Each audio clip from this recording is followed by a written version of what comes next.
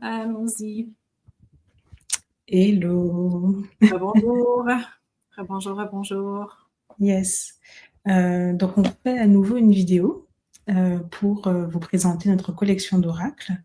On en a fait une qui a été publiée plus récemment. Donc, c'est une partie 2 parce qu'on a, surtout Émilie, elle a une belle collection d'oracles. Donc voilà, afin de ne pas faire de vidéo trop longue, on vous présente en fait d'autres jeux. Absolument. C'est toujours plaisant aussi d'avoir une variété, surtout quand on travaille à faire des tirages. Ça apporte des énergies différentes, donc c'est plaisant de pouvoir avoir plusieurs outils, je trouve, à son coffre d'outils, tout simplement. Et c'est un peu comme ça que je vois les choses en termes de deck d'oracle. Je vous ai sorti 5 decks qui sont complètement différents. Que je vais vous présenter. Estelle, toi, tu en as 3. Hein? Yes, 3. Donc, je ne crois pas qu'il n'y a pas de doublon, en fait, dans cette vidéo-ci. Donc, il n'y a pas de deck que nous avons toutes les deux. Donc, d'accord, ok. Ça va être intéressant. Yes. Alors, Parti, on y va? ouais, Tu veux tu que je commence? commences? Ouais, je te Ouais. mets en gros plan. Yes.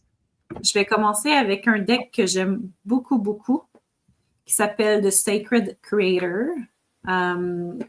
Creators, qui consiste avec 67 cartes. J'aime beaucoup ce deck-là parce que c'est des phrases, en fait. Donc c'est des petits mots, des choses à porter attention. C'est fait par Chris Ann. Je ne sais pas s'il est traduit. Celui-là est en anglais. Je ne suis pas certaine s'ils l'ont traduit en français. C'est un deck qui est extrêmement coloré, que j'adore utiliser, qui a ce genre de petites cartes-là comme Get Back to Elemental avec le chiffre, qui sont à la fois très colorées, à la fois très simples, parfois avec un petit symbole. J'aime beaucoup, beaucoup. Ça fait partie de mes premiers, en fait, que j'ai acheté en termes d'oracle. Certaines choses comme ça ici.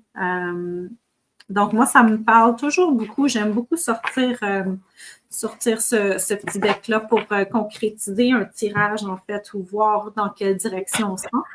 Il y a un petit livret aussi qui est avec le deck. Donc, c'est une boîte qui est quand même assez standard. Et chaque carte, en fait, a une définition, dans le fond, essentielle. Par la suite, on a un self-care, donc comment prendre soin de soi, qui va être un message pour nous-mêmes, comment prendre soin de nous. Puis, par la suite, une définition, en fait, vraiment de la carte des éléments qu'on doit se concentrer. Et par la suite, on a des questions avec des réflexions, en fait. Donc, qui nous poussent encore plus à juste revenir à nous-mêmes, en fait, et à comment on se sent. Donc, je trouve ça plaisant. C'est vraiment un deck qui est complètement différent, qui est vraiment plus au niveau de notre connexion avec nous-mêmes et de choses qu'on veut accomplir prochainement ou dans l'énergie qu'on est en ce moment et à quoi porter attention, en fait. C'est intéressant. Oui. Celui-là était, je pense, 34 $ canadiens. Donc, pas dans les super, super chers, mais quand même, je trouve qu'il y a une bonne valeur qualité-prix, en fait, parce qu'il y a 67 cartes. Donc, c'est quand même un oracle qui en vaut la peine, en fait. Puis surtout pour un débutant, c'est quelque chose avec lequel on peut naviguer très facilement. OK. Mon prochain s'appelle le Divine Abundance. C'est Tosha Silver. Tosha Silver est vraiment connue dans la communauté spirituelle pour ses oracles. Elle en a fait plusieurs d'ailleurs. 52 cartes, petite boîte traditionnelle, 29 $ à peu près pour canadien pour ces cartes. Et elles sont vraiment faites de symboles avec une petite phrase. Donc, on a le message, la petite phrase qui vient presque devenir un mantra, en fait, avec des symboles. Donc, c'est vraiment des cartes avec lesquelles il y a énormément de symboles. C'est des cartes qui sont très chargées. C'est un deck que j'aime beaucoup, beaucoup. parce qu'il est encore très spirituel. Il y a beaucoup de dessins ou d'images reliées avec certains dieux, que ce soit hindou donc, ou bouddhiste. Donc, je trouve que c'est très particulier, en fait. La seule chose que j'aime moins de ce deck, c'est parfois certaines phrases qui, je trouve, nous rendent un peu plus confus. Je veux dire, je suis bilingue en anglais. Parfois, il y a certaines phrases que je ne comprends pas. Il y a des tournures de phrases que j'ai de la difficulté à comprendre qu'est-ce qu'ils veulent dire. Fait que je trouve ça toujours un peu particulier. Je trouve que parfois, il faut vraiment cogiter, en fait, sur le sens de la question. Et c'est la chose, en fait, avec laquelle j'ai un peu plus de difficulté pour ce deck-là, mais sinon, c'est un deck que je vais souvent aller chercher pour un message aussi. OK. Donc, The Divine Abundance. De toute façon, je pense qu'on va lister aussi les decks dans la description. Donc, si jamais vous voulez savoir qu'est-ce qu'on est en train de présenter parce que ça va trop vite pour vous, bien, vous les aurez en description. OK, un des derniers que j'ai acheté. L'oracle ancestral du corbeau. Le corbeau, la corneille, qui est mon animal, qui est vraiment l'animal avec lequel je connecte le plus. C'est par Luna Ravenheart. J'aime beaucoup la formulation du nom de l'artiste. Je trouve ça vraiment, vraiment mignon. C'est quoi son nom, la formulation, tu dis? C'est Luna, comme la lune. Ravenheart, fait cœur de corneille. D'accord. C'est vraiment comme bien. C'est probablement... J'imagine que ce n'est pas son vrai nom. J'imagine que c'est son nom d'artiste. Mais ça m'a quand même fait plaisir. Je trouvais ça mignon. Cet oracle-là a un petit livret aussi. C'est quand même une boîte qui est un peu plus grosse. Le dos du deck est quand même assez joli. Donc, j'ai l'impression qu'il y a un mage, en fait, qui est présenté devant un portail. Je ne sais pas pourquoi ça me donne cette impression-là. Les cartes sont quand même dans les tons sépia. Donc, il faut aimer il faut vraiment aimer ce genre d'art, en fait. C'est pas les plus brillantes. Certaines d'entre elles sont même un peu foncées. C'est un deck avec lequel je connecte énormément, que j'aime beaucoup utiliser. Donc, ça ressemble un peu à ça. On a le mot-clé, on a la description de la carte, comme ça ici. Donc, c'est vraiment là, dans les tons sépia, comme je vous disais. Okay. On a 40 cartes plus le guide. La façon que le guide fonctionne, en fait, c'est ça. Comme je vous disais, il y a le titre, la signification. On a comme une phrase, en fait, mot-clé. Puis, on a la description, en fait, de la carte. Donc, qu'est-ce que la signification peut venir? Parfois, on nous invite à faire une méditation. Parfois, ça va être, c'est plus souvent des méditations ou vraiment de prendre conscience sur certaines choses. J'aime bien, c'est fait vraiment en simplicité. Il n'y a pas nécessairement vous nous disent comment l'utiliser, mais il n'y a pas de tirage déjà préfet avec ce deck-là. Donc, j'aime bien. Ouais, alors c'est vrai que je trouve que c'est un deck qui te correspond, notamment avec, la corneille en fait et le corbeau, l'oiseau noir ici et c'est vrai que c'est pas, à la base, c'est pas mon style, mais je trouve qu'il est vraiment beau, en fait et même les illustrations, je trouve que elles appellent, en fait. Attirent vraiment le regard. Je trouve qu'il y a beaucoup de lumière, en fait, à travers les cartes, même si c'est des cartes un peu plus sombres, avec des tons qui sont quand même assez monochromes.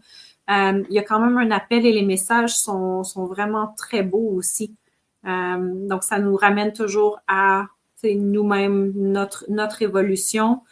Puis parfois, il y a des angles qu'on fait comme « Ah, j'avais pas pensé à ça, en fait. » Donc, j'aime bien l'oracle ancestral du corbeau. C'était pas un deck qui était très dispendieux non plus. Je pense que c'était une vingtaine de dollars. OK. Par la maison ADA, qui est une maison qui fait beaucoup de decks d'oracle. Une maison de publication.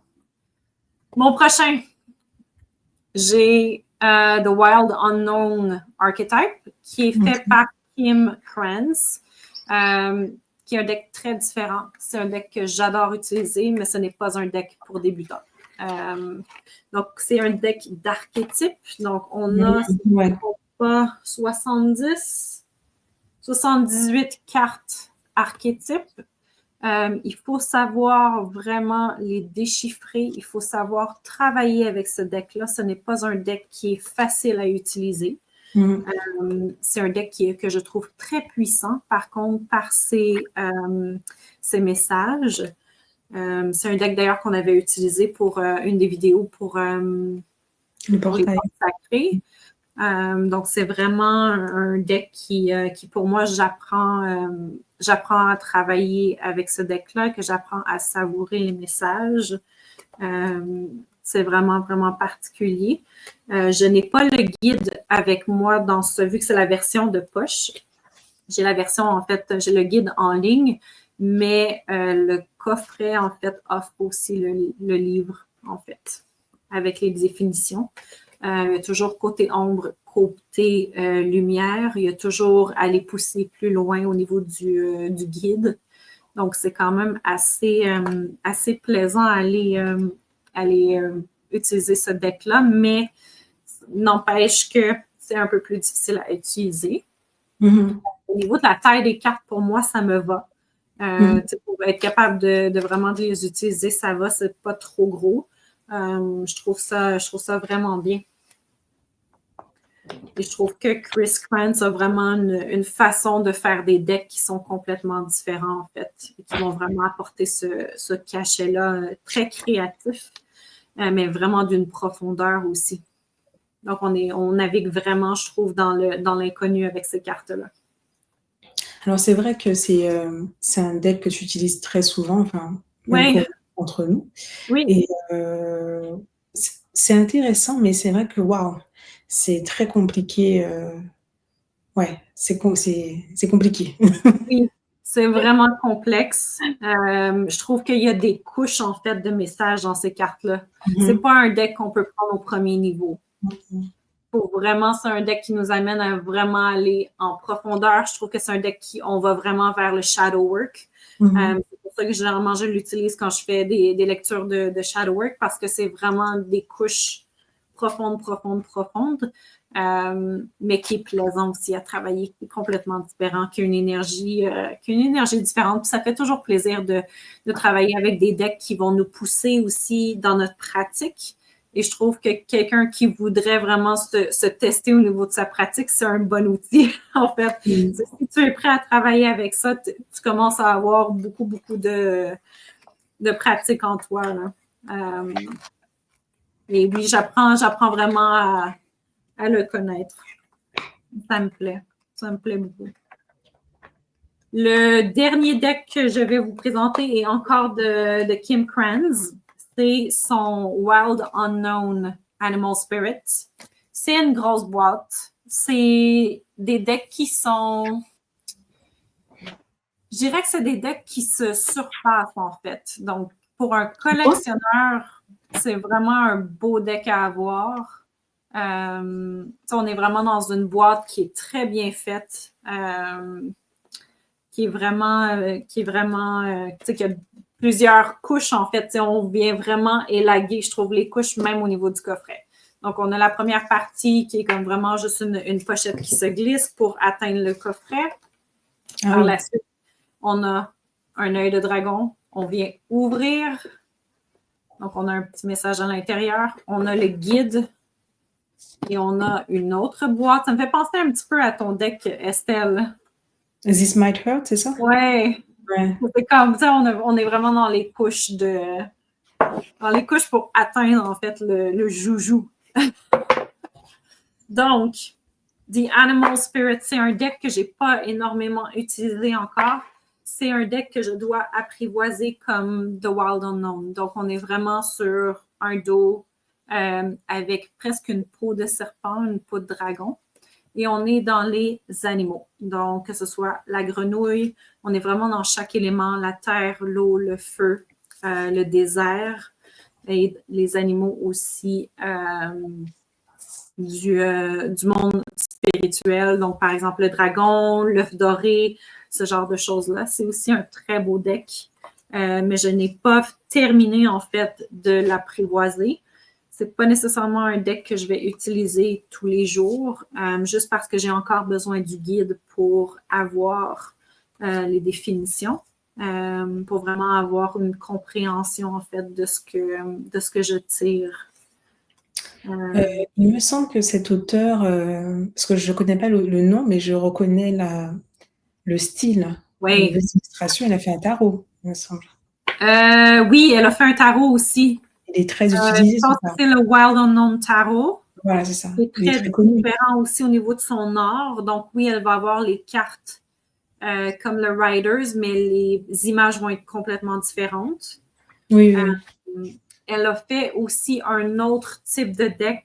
Je pense qu'elle en a fait 4. Il y a un autre aussi deck qui est un peu plus poussé, qui est en forme d'hexagone aussi. Donc oui, c'est vraiment une créatrice qui a beaucoup, beaucoup de valeur, mais c'est ça, ça amène une complexité, en fait. Dans le livre, on a... Vas-y, Estelle. Tu t'es pas intéressée par le tarot? Pas encore, non. Drôlement, pas encore, juste parce que j'ai pas encore apprivoisé celui-là. Et drôlement, le tarot venait moins me chercher, en fait, en termes de définition, d'image. Donc, au début, elle nous explique un petit peu comment ça se passe. Il y a des modèles de tirage et par la suite, on a la définition de la carte. Donc, qu'est-ce qu'elle représente, le message et qu'est-ce qu'elle nous pousse à reconnaître, en fait. Quand on la tire à l'endroit, le message à l'envers. Et il y a aussi quoi faire pour ramener son énergie en équilibre, ce que je trouve très intéressant. Donc, par exemple, le lapin ou le lièvre, ce serait a day of silence. Donc, pour regagner notre équilibre avec cette carte-là, si c'est la carte qu'on tire pour nous-mêmes, c'est ce qu'elle recommande, en fait. Très beau livret, très beau deck aussi.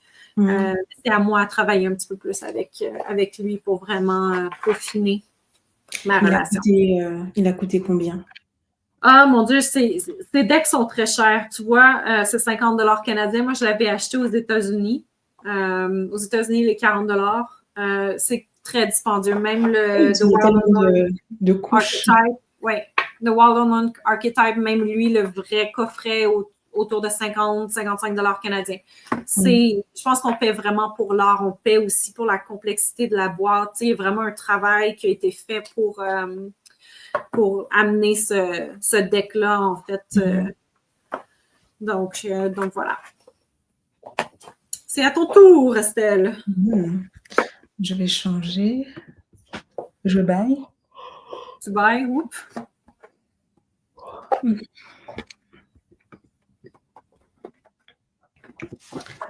C'est particulier de se voir en gros. Alors, en fait, c'est pas ça qui est le plus difficile. Le plus difficile, c'est de te regarder sur le côté de l'écran tout en regardant la caméra. Alors, je vais commencer par celui-là, le chakra du cœur, par Isabelle Serre. Donc, dans la précédente vidéo, j'expliquais que c'est un deck que j'avais acheté parce que j'avais envie d'avoir quelque chose de différent et thématisé. Mais j'ai du mal, en fait. Je l'utilise quasiment pas parce que je ne connecte pas plus que ça. Voilà. Okay. Mais après, je trouve que c'est quand même intéressant de le montrer. Donc, c'est une boîte très simple. Il y a 42 cartes. C'est 24,90 €. Hop. Il y a un livret. Il est quand même assez épais quand même. Je regarde. Hop. Donc le livret est sympa, Mhm. visuellement, c'est agréable. Je pense qu'avec certaines cartes, on peut dater. OK. Ça aussi, c'est intéressant. Et ensuite, hop, on a les cartes ici. Le dos. C'est joli Voilà. quand même. Ouais, et puis hop, sur le côté. Donc c'est joli, hein. C'est qualitatif. Les cartes, elles sont assez épaisses. C'est joli. Mais ouais, pour l'instant, en tout cas, je ne connecte pas. Donc là, par exemple, rencontre au travail et c'est un peu plus délicat, mais on voit, il s'écrit 5 jours. Donc en fait, en dessous de chaque carte, tu as soit un jour, soit une date. OK. Donc comme ça, tu peux dater. Mais j'avoue, j'ai jamais utilisé dans ce sens. Voilà. Ah, c'est différent, ça, j'aime bien ça. Mm. Je montre quelques cartes. Donc je pense que donc le chakra du cœur, donc encore une fois, c'est l'amour, mais de manière générale, Mhm. relation sentimentale, mais aussi, familiale, et aussi, l'amour pour soi. Ouais, Voilà. Donc voilà. Donc j'aime bien quand même la simplicité, en fait, des ouais. illustrations. Je trouve que c'est doux, c'est charmant, mais C'est comme ouais. une aquarelle, en fait. Oui, c'est ça. Non, mais je pense que c'est ça. Et ce qui est intéressant quand même, c'est qu'on touche à tout. Là, c'est dépendance affective. Là, c'est blocage mémoire karmique. Donc, je pense que c'est là, tes doutes ne sont pas fondés. Donc, au niveau des mots-clés, parce que je trouve que c'est très important dans les oracles, des mots-clés qui sont assez variés Mhm. et parlants, en fait, euh, qui peuvent en fait renvoyer à des situations très diverses. Ouais. Je trouve que c'est très, très, très important. Blocage matériel et financier. C'est intéressant d'y avoir pensé, en fait. Donc, je pense que c'est un deck très intéressant, déménagement. Donc, on peut, qui peut en fait souligner ou parler de tous les aspects en fait possibles d'une relation, quelle qu'elle soit. Donc, il est très intéressant ce deck, mais voilà, pour l'instant, j'ai un petit peu du mal, où je n'ai pas vraiment d'occasion de l'utiliser. Voilà, mais je le garde. J'ai pensé sincèrement à le revendre, mais pour l'instant, je le garde. Voilà. Et je verrai après. Voilà. Mais c'est une autrice très connue. Elle a Mhm. plein de Ouais. decks. Oh oui. Voilà. Donc, je range tout ça. Le deuxième, c'est ça. Réponse angélique de Dorine Virtue. Notre fameuse Doreen Virtue. Yes. Alors ça, franchement, je pense que c'était vraiment mes débuts. Ça doit être mon deuxième ou troisième deck. Et je l'ai acheté parce que c'était Dorine Virtue, parce que j'avais entendu en fait parler d'elle, et avant de connaître son histoire. Mm. Comment elle a renié après son travail, etc. Je ne savais pas. Et ouais, pour moi, j'avais l'impression que c'était un classique, et je pense que ça l'est quand même. Et que, ouais, il fallait que je l'aie. Donc, hop, attends.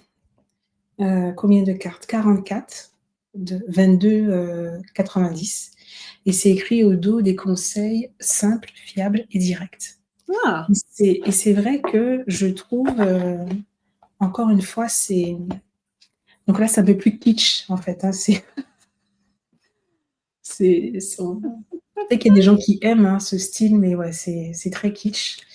Voilà, le dos, encore plus. Mais je trouve que les mots-clés sont quand même intéressants. mhm. Compromis, des relations profitables. Non, c'est bien aussi d'avoir ça, juste oui, non.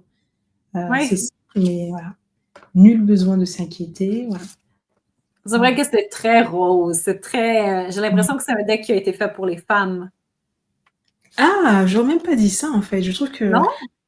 enfin oui, c'est très féminin, bien sûr. C'est Mais je trouve que, super féminin. ouais, un côté vraiment, pour moi, c'est vraiment la représentation du New Age, pour moi, ça. tous les Ouais, décors, ouais. voilà, c'est too much. Ouais, on est vraiment dans le kitsch, là. Voilà, voilà. Mais je me suis dit: «C'est un classique, Mhm. ce serait bien que je l'aie», voilà. Dans les prochaines semaines, demandez à vos anges, succès, voilà. Donc c'est intéressant pour les mots-clés quand même. Si on pose des questions, on peut, heu, on peut avoir une guidance, voilà. Ouais. Mais j'avoue que je l'utilise, pas plus que ça, voilà. Peut-être que parce que là je l'ai sorti, je verrai si je l'utilise un petit peu plus, mais ouais, pas plus que ça. Mais je le garde quand même, voilà. Et il y a le livret bien sûr, hop, voilà, assez simple avec, des petits textes, voilà. Donc c'est pratique, ça fait le job. Mmh. Et c'est facile en fait pour les débutants, voilà. Oui, c'est ça. C'est vraiment un deck pour débutants. Puis c'est bien d'avoir des decks comme ça qu'on n'a pas besoin de se casser la tête, en fait. Oui, oui, oui, oui, oui. J'avoue que les decks que j'ai sont assez pragmatiques, en fait, c'est Mhm. très clair. J'ai pas de deck, avec des images ou des symboles qui prédominent et où justement, tu dois un petit peu, t'arrêter, plonger dans l'image et Mhm. voir ce qui vient. J'aime bien en fait, avoir des mots, mais je suis pas fermée. Je serais pas fermée à des decks comme le comment il s'appelle? Les sphères? Le Wild Unknown Archetype? Oui, voilà, c'est ça, je serais pas fermée. Mais je pense que ça, c'est vraiment pour un autre type d'exercice, en fait. Ouais. Oui. Mais ça reste que je pense que ça peut s'appliquer, en fait, au quotidien aussi. C'est quand tu demandes quelle énergie je représente, je pense que ça peut aussi être dans l'énergie que tu es en ce moment, puis ça pourrait s'appliquer. Mais c'est vrai que ce deck-là m'amène vraiment à plonger. Mmh Donc après, c'est peut-être la relation que j'ai avec ce deck-là aussi mh. qui me demande d'aller plus profondément, mais je pense que quelqu'un pourrait très bien le faire, l'utiliser comme outil au quotidien aussi. Là. Mmh. Peut-être effectivement si tu, as pris ce temps de travailler en fait, ça peut Oui, être plus évident. Voilà. ouais, parce que je pense que je l'ai depuis probablement 1 an. OK, oui. Et j'ai l'impression que je commence à vraiment bien le connaître. Mais Mmh. ça a pris beaucoup, beaucoup de temps, beaucoup de tirages, beaucoup de. Parfois, on n'a pas nécessairement la réponse tout de suite non plus, surtout quand c'est un tirage pour nous-mêmes. Mmh. Mais oui, je pense que celui-là m'a pris quand même une bonne année. D'accord. Oui, je pense que c'est bien pour de l'introspection, quoi. Ouais. Ouais, Vraiment le terme c'est plonger, c'est vraiment ouais. plonger, voilà. Et le dernier, c'est le Prism Oracle. Donc je l'ai en anglais, celui-là. Je l'ai acheté sur un site, qui n'existe plus, mais qui était très intéressant. Toutes les livraisons étaient gratuites, et c'était que des livres ou des jeux comme ça en anglais. Donc pourquoi je me suis acheté celui-là? Parce que j'avais envie en fait c'était une période où j'avais envie d'avoir un jeu en lien avec les couleurs, en fait. Ouais, j'avais envie de ça, de me connecter davantage aux couleurs et ce que j'ai trouvé intéressant, c'est qu'il y avait aussi les couleurs étaient liées à des émotions. Mhm. Donc j'ai bien aimé. Ouais. Je trouve que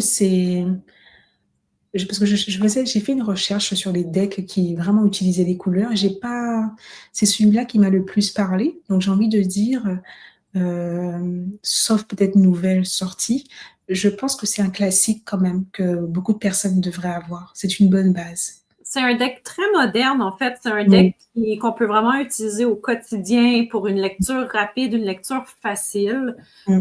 C'est un deck qu'on peut aller plus profondément aussi. Donc, ça m'est arrivé d'avoir des tirages qui étaient un peu plus dans l'introspection, dans la profondeur. Mmh. Euh, mais c'est très facile à utiliser. C'est un beau deck aussi, juste par ses couleurs vives, ses messages aussi. Quand même bien côté spirituel aussi et émotion. Oui, mais Je l'ai aussi ce deck-là, donc j'aime beaucoup l'utiliser. ouais, mais c'est simple, en fait. Ouais, C'est accessible, voilà. absolument. Donc c'est 45 cartes avec, un livret Mhm. et je sais plus co non, je sais pas combien il m'a coûté. C'est sur la boîte, en tout cas, c'est, 19 $ US et 17 livres, UK. Ouais. Ouais, Je pense qu'en canadien, j'ai dû payer peut-être 24 $, quelque chose comme ça. Euh, d'accord. J'aime bien la boîte aussi, c'est original. Ouais, ouais, j'aime bien. J'aime bien découvrir des choses comme ça, même si c'est juste une couleur, une petite image ou un texte, j'aime bien. Voilà. Donc hop, il y a le livret. Quand même, il y a une bonne épaisseur quand même, hem et c'est rangé, heu, par couleur, organisé plutôt par couleur. Mhm. Voilà. Et puis on a Et plusieurs tons en fait de rouge. C'est ça qui est oui, vraiment plaisant aussi. C'est que oui, on a un rose très fuchsia, on a un rose très pâle, on a un rose violet, les rouges, on a un rouge sang, un rouge bordeaux, un rouge qui s'approche plus du brun. C'est très intéressant. mmh. Donc le dos, tac. Je pense que les côtés sont un petit peu Doré, dorés. hein? Ouais, Ouais. mais je pense que ça fait pas longtemps que je l'ai, mais c'est vite parti. En tout Mhm. cas, moi, à l'œil nu, je vois moins. Mais voilà, c'est très simple. Ce sont des illustrations, en fait, très, très simples. Là, c'est quoi? Hung, la fin, associée à des couleurs. Là, c'est tu vois, tu lis? Ou Non, Estelle, c'est trop. OK. Ça va. Là, c'est mieux? OK. Ouais, Après oui, oui, tu connais, mais pour ceux qui regardent. ça va. Mmh. J'aime bien aussi les petites images au centre Oui. de la Mmh. carte. Des fois, ça te donne un message supplémentaire, en fait. Attends. Energy. Donc c'est très simple, je trouve que c'est agréable et puis ça peut amener à réfléchir, en fait. Mhm. Voilà et on peut faire un travail soit sur les couleurs, soit sur, les émotions ou les 2. Voilà. Ouais. Donc yes, je trouve que c'est un classique. Si on recherche un deck, lié aux émotions, aux couleurs, c'est un classique. C'est une référence. Voilà, je Mhm. dirais ça. Ouais, c'est tout pour moi. Ouais. Je pense que ça fait un petit moment que je me suis pas acheté, de nouveaux oracles. Ça va faire au moins plus d'1 an, je Ouais, parce que pense. les derniers decks que tu as achetés, c'était les tarots, en fait. C'était le Riders, C'est ça. This Might Hurt Too. Ouais. Fait que C'est c'est la vraiment, poésie, c'est le tout dernier, quoi. Voilà. ouais, Ouais, ouais. Donc c'est voilà. dû. Non, mais c'est pas vrai, tu as acheté le Poésis en français. Oui, c'est ça, je dis le dernier, c'est le poésie, oui, oui. Mais Ça fait quoi? entre ça et le dernier, l'avant-dernier, du coup, achat, ça faisait longtemps. Ouais, ouais. Ouais. Mmh. Donc voilà. Attends, je me remets en normal. Mhm. Boum. Donc, voilà, c'est ce qui, en fait, ça conclut pas ces épisodes sur les oracles parce que je pense qu'on aura la chance d'en faire un troisième aussi. Parce que moi, j'ai encore des decks que je peux vous présenter. Elle a une bibliothèque. C'est une bibliothèque. C'est comme ça. Que Mmh. voulez-vous? Mais malgré que ça fait longtemps que j'en ai pas acheté un, en fait. Donc, ça, c'était le dernier. Puis ça, c'était peut-être en octobre. Ça fait un petit moment quand même. Octobre? Ouais. D'accord, c'est récent. Mais non, on fait 3 mois. On est en janvier. On est Ah. en janvier. Mmh. Donc, on verra ce qui s'en vient aussi en termes d'oracle. Qu'est-ce qu'on décidera aussi d'ajouter à notre collection. Yes. Faites-nous part en fait de ce qui vous plaît comme oracle. Qu'est-ce que vous avez comme suggestion? Qu'est-ce que vous utilisez dans votre pratique?